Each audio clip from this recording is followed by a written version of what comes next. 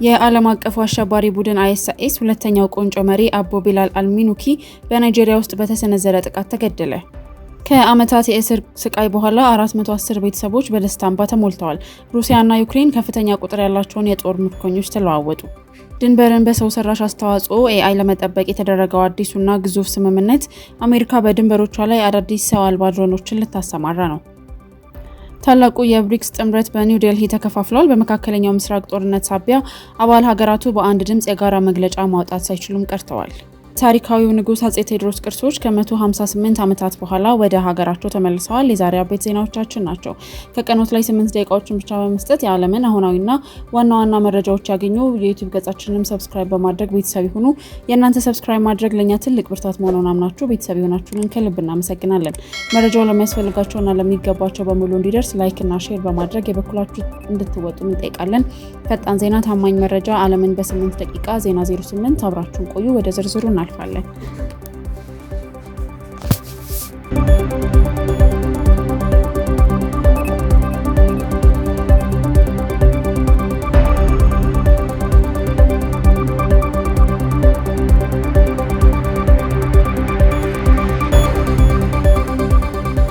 በህንድ ኒው ዴልሂ ለሁለት ቀናት ሲካሄድ የነበረው የብሪክስ የውጭ ጉዳይ ሚኒስቴሮች ስብሰባ ያለምንም የጋራ መግለጫ ተጠናቋል።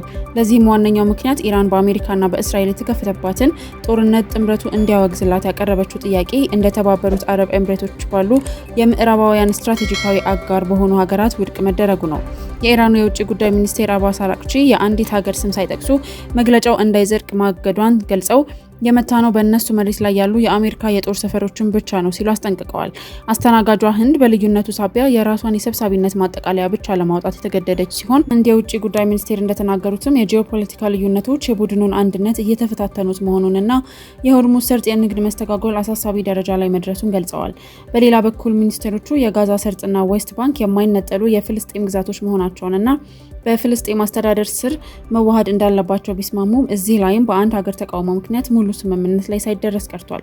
ይህ መከፋፈል በፈረንጆች መስከረም ወር ላይ ለሚካሄደው የታላላቅ ሀገራት መሪዎች ጉባኤም ትልቅ ጥላን አሳርፎበታል።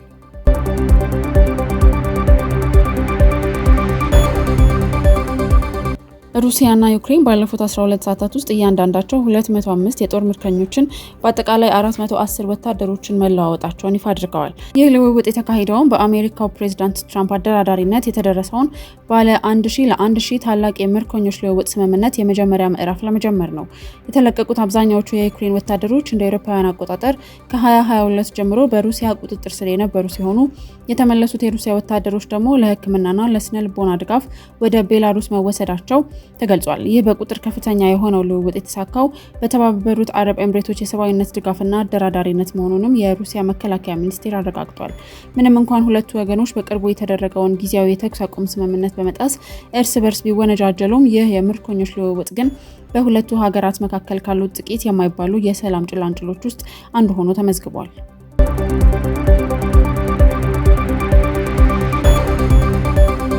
የአሜሪካና የናይጄሪያ ጥምር ጦር ባደረጉት እጅግ በጣም ሚስጥራዊና ውስብስብ ወታደራዊ ዘመቻ የአይኤስአይኤስ ዓለም አቀፍ ምክትል መሪ የሆነውን ናይጄሪያዊውን አቦ ቢላል አልሚኑኪን መግደል ችለዋል። አልሚኑኪ በአፍሪካ የአይኤስአይኤስ መዋቅርን በመምራትና ለዓለም አቀፍ ጥቃቶች የገንዘብ ድጋፍ በማሰራጨት ረገድ ዋነኛው ሰው እንደነበር የአሜሪካ የስለላ መረጃዎች ያሳያሉ። ትራምፕ በሰጡት መግለጫ አሸባሪው በአፍሪካ ውስጥ መደበቅ እችላለሁ ብሎ አስቦ ነበር፣ ነገር ግን የኛ የስለላ መረብ እያንዳንዱን እንቅስቃሴውን ይከታተል ነበር ብለዋል። ይህ ስኬታማ ጥቃት በአፍሪካና በዓለም አቀፍ ደረጃ በአሸባሪ ቡድኑ ላይ የደረሰ ታላቅ መዋቅራዊ መናጋት መሆኑ የተነገረ ሲሆን ናይጄሪያ ለአሜሪካ ወታደሮች ላደረገችው የጋራ ትብብር ከፍተኛ ምስጋናም ቀርቦላታል።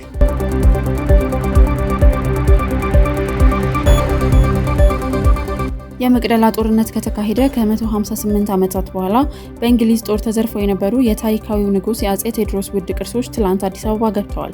የኢትዮጵያ ቅርስ ባለስልጣን ዋና ዳይሬክተር ረዳት ፕሮፌሰር አበባው አያሌው እንደገለጹት የተመለሱት ቅርሶች የአጼ ቴዎድሮስ መሆናቸውን ለማረጋገጥ ረጅም ጊዜ የፈጀ ጥናትና ጥብቅ የምስል ምርመራ ተደርጓል።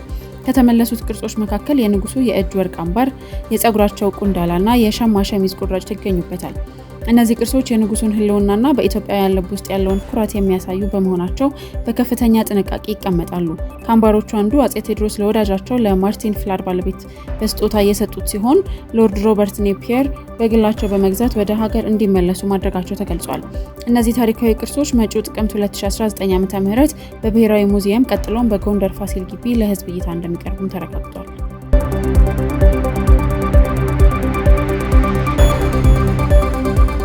የዩናይትድ ስቴትስ የሀገር ውስጥ ደህንነት መስሪያ ቤት በቴክኖሎጂ ኩባንያዎች ጋር በመተባበር በደቡባዊ የሀገሪቱ ድንበር ላይ አዳዲስ የሰው ሰራሽ አስተውሎት ወይም AI እና የድሮን መቆጣጠሪያ መሰረተ ልማቶችን ለመዘርጋት የሚያስችል ባለ ቢሊዮን ዶላር ስምምነት ተፈራርመዋል። ይህ ውሳኔ የወጣው ህገወጥ የድንበር ማቋረጥንና የእጽ ዝውውርን በዘመናዊ መንገድ ለመግታት ታስቦ እንደሆነ ተገልጿል። አዲሶቹ ድሮኖች በምሽትም ሆነ በከባድ የአየር ንብረት ሁኔታዎች ውስጥ የሰዎችን እንቅስቃሴ በከፍተኛ ጥራት መለየት የሚችሉ የሙቀት መቆጣጠሪያ ካሜራዎች የተገጠሙላቸው ናቸው።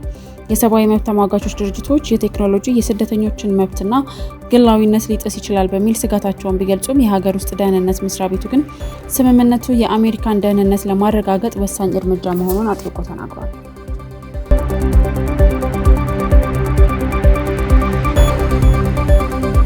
እስራኤል በጋዛ ሰርጥ ባደረገችው ድንገተኛ የአየር ጥቃት የሐማስ ወታደራዊ ክንፍ መሪ የሆነውንና የጥቅምት 7ቱን ጥቃት ካቀዱት ዋና መሐንዲሶች አንዱ የተባለውን ኢዝ አልዲን አልሃዳድን ኢላማ ማድረጓን አስታውቃለች።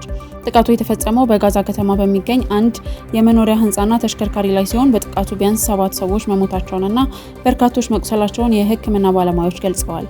የእስራኤል ጠቅላይ ሚኒስትር ቤንያሚን ኔታንያሁና መከላከያ ሚኒስቴሩ እስራኤል ካትስ በጋራ በሰጡት መግለጫ ቢሆን እስራኤል ጠላቶቿን እጅ እንደምታስገባ አስታውቀዋል።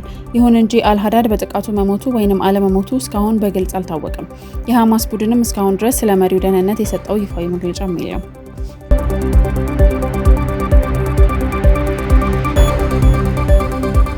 በኔፓል መዲና ካትማንዱ በመቶዎች የሚቆጠሩ ተማሪዎች መንግስት በዩኒቨርሲቲዎች ውስጥ የተማሪዎች ማህበራት ወይንም ህብረቶች እንዳይደራጁ የጣለውን እገዳ በመቃወም አደባባይ ወጥተዋል።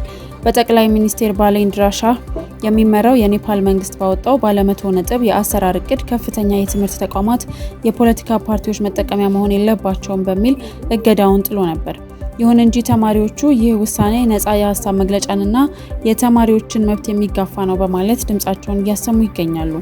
የተማሪዎቹ ሰልፍ በትምህርት ተቋማቱና በመንግስት መዋቅሮች መካከል ከፍተኛ ውጥረትን የፈጠረ ሲሆን ተማሪዎቹ እገዳው በአስቸኳይ ካልተነሳ ተቃውሟቸውን አጠናክረው እንደሚቀጥሉም አስታውቀዋል።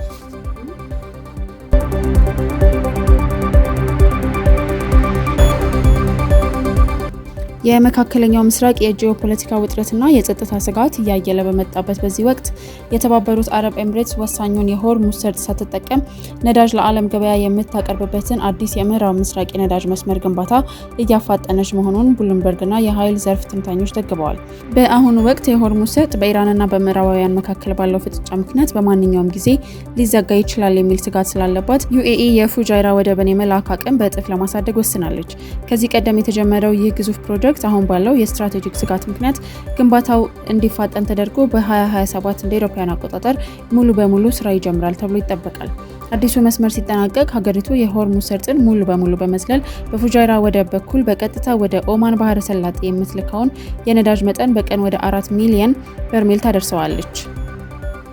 ይህ እርምጃ የሀገሪቱን የኢኮኖሚ ደህንነት ከመጠበቁም በላይ በዓለም አቀፍ የነዳጅ ገበያ ላይ ሊፈጠር የሚችለውን የዋጋ መናጋት በከፍተኛ ደረጃ የሚከላከል መሆኑን የኢነርጂ ባለሙያዎች ገልጸዋል።